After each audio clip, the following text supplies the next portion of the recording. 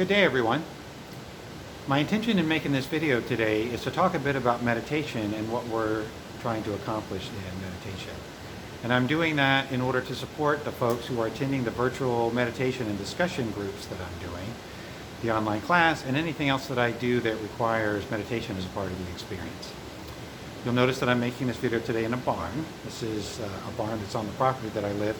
There's a lively creek that goes by outside the barn, as I'm sure you can hear. That's what the background noise is. I hope you find it to be pleasant, and I hope it doesn't distort my voice too much, and I hope you can hear me okay. Okay, so what are we attempting to accomplish in meditation? Well, there's any number of ways of talking about that. Some simple, more complex. I'm just going to focus today on the simple, just the fundamental practice that we are attempting to practice in meditation. So, of course, the reason we practice meditation is in order to have more opportunity and more skill in being here, being present in the moment, with ourselves, in touch with ourselves, aligned with our authentic nature, with who we are, and outside of conditioned mind. And conditioned mind is, the set of assumptions and beliefs that we carry around, the patterns, the dysfunctional behaviors that we carry around in our minds that come out of childhood, and that, for most people are driving their experience a lot of the time. We meditate so that we can let that go and be here as we really are with what's actually happening, with life as it's unfolding in the moment. Okay? But how do we do that? What are we actually practicing in order to do that? Well, it comes down to two things. In order to be here, and again, this is a simple way of talking about it. There's all kinds of complexities that I'm not going to get into. But the simple way of talking about it is, in order to be here, we need two things. We need to be aware, and we need to be able to direct our attention. Okay, and that's what we're practicing in meditation. So when we begin, we sit down. It's good to have an upright posture. It's good to, if you're sitting on a chair, it's good not to lean back against the back of the chair, but sit in the front of the chair so you can be really upright. And the reason for that is you want to be alert and awake, but also relaxed at the same time.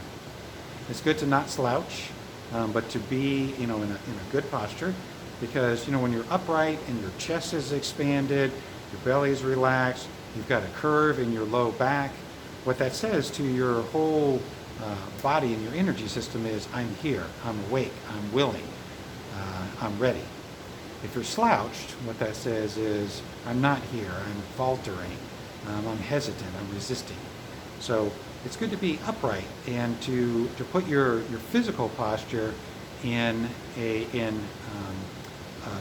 form that it will reflect what you're attempting to do in meditation, emotionally and spiritually, which is to be here, fully awake and alive in the moment. I meditate with my eyes open, and I would encourage you to try that also. The reason that I like to do that is because we go through our lives with our eyes open, and it's good to be able to be in the mind of meditation all the time. That's what we're practicing for. We sit on the cushion in order to practice most intently. That's when we're just sitting there and we're doing nothing but practicing, then we have our best shot at being here and being present. We get up from the cushion, and ideally we want to carry that mind of meditation into the rest of our lives and practice in the same way. So if my eyes are open, and I'm used to practicing with my eyes open, I have a much better chance of being present and aware as I go through my day. If I'm used to meditating with my eyes closed, it's much more difficult because that's just not what I'm used to, and I'll want to close my eyes in order to get to a centered place in myself. So my eyes are open. I'll go ahead and do it while I'm talking with you. My eyes are open. I'm looking ahead. I'll either, just as I am now, I'm just facing the floor of the barn. So there's my awareness is taking in through my eyes, the space that's in front of me. Or I'll often also face a wall, so face a blank wall that's right in front of me, and so that there's less distraction. And I'm not looking at something specifically. I'm letting my eyes get slightly out of focus. A relaxed gaze that's soft.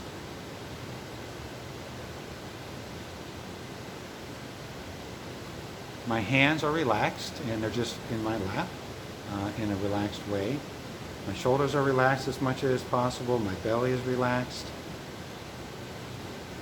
And I focused my attention on my breath.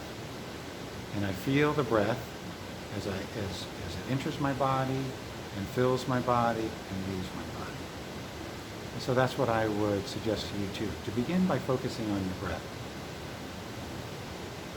And what you'll notice is, as you're focusing on your breath, and your breath is moving in and out, your attention will tend to wander.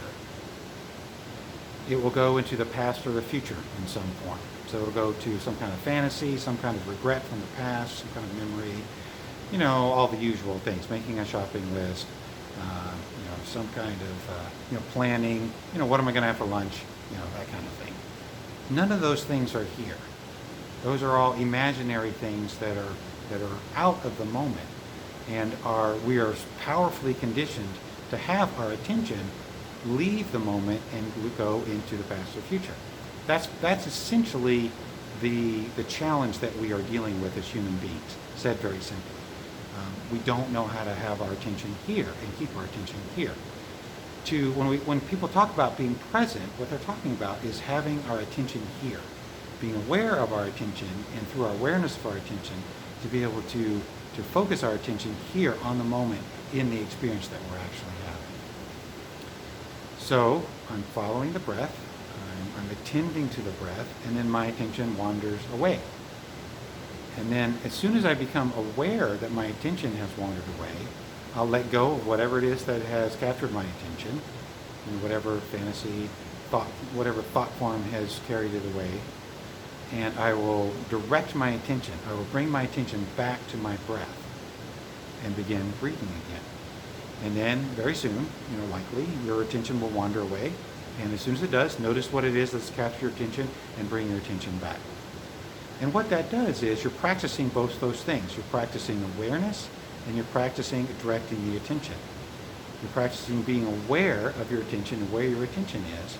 And you're practicing being able to bring your attention back to the moment and to this place that is here, where everything is that we want and that we look for in our hearts.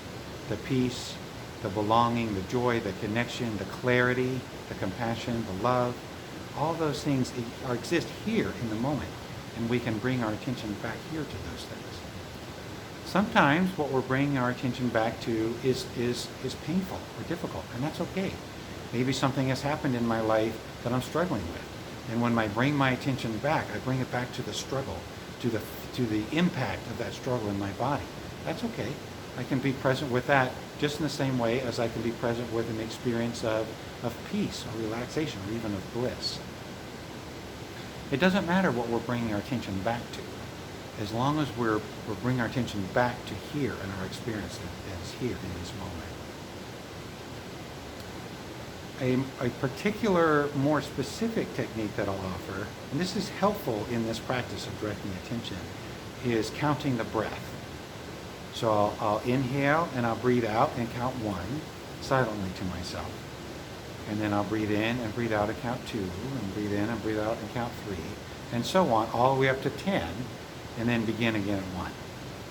And do that over and over again during the meditation. Now, realistically, what's going to happen is I'm not going to make it to 10 very often, because my attention is going to wander in the way that I just described.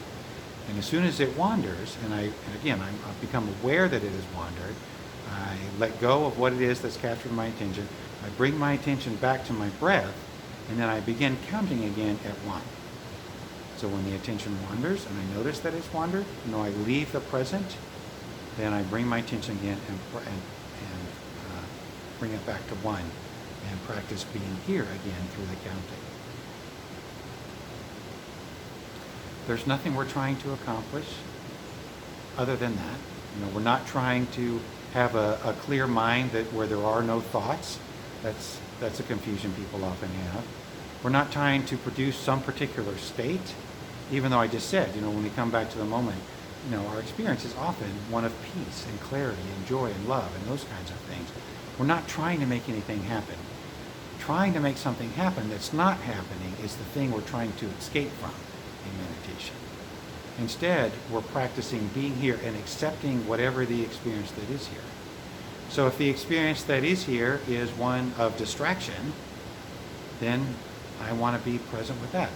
Watch my mind wander off and bring it back. If my experience in the moment is one of grief, let's say, sorrow of some kind, sadness, loneliness, upset, any of those things, those are all perfectly normal, natural human responses to life. I can hold those in my awareness also. So I'm not trying to make something happen other than just being here. Now the other thing that will happen as we sit is we'll see things. We'll become aware of things. We'll have insights. And the reason for that is when the insights happen when we're present. When we're here, we'll see things about life. We'll see things about conditioned mind and the way that it works. We'll see things about the way we're put together. We'll see ways to let go, those kind of things. And that's all fantastic. It's lovely to have those kinds of insights. And I would encourage that you not follow those insights into thoughts when you have them. But if you have an insight, just notice that you've seen something. You might say a little thank you to yourself if you want to, and then let that go. And trust that that insight has changed you and has changed your perception and your understanding of the world, which it has. Whenever we have an insight, it changes how we experience life, how we experience ourselves, and how we experience the world that we live in. So you can just trust that and let it go.